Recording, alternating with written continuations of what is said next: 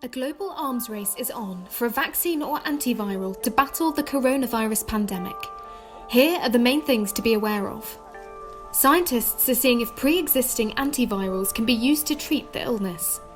Remdesivir is one of approximately 50 drugs that have been earmarked. It was fairly easy, if I understand it correctly, to pull it down from the shelf and get it activated.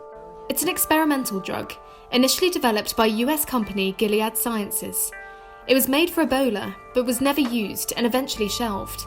Scientists in Denmark are awaiting clearance from authorities for phase 1 of a trial that could start as early as June. And then we can scale up to what's called phase 2 with even more patients, a couple of hundred.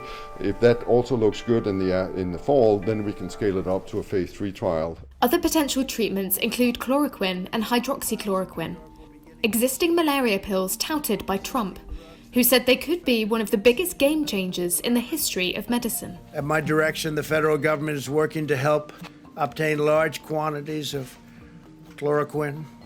Studies are underway in China, France, and the United States, but health officials caution that no one should be taking these drugs without medical supervision. So what's the time frame for all this? It will take some time before a safe, effective vaccine that's licensed is available to the general public. Scientists warn that vaccine development is a lengthy and complex process. During the 2003 SARS outbreak, it took US scientists 20 months to go from genetic sequence to human trials, by which time the outbreak was already under control.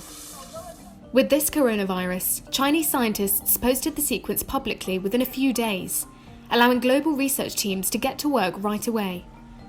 Governments have also been looking to slash red tape.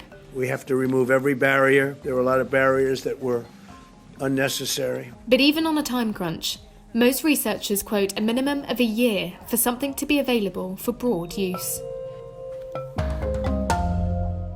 British Herald. Be heard.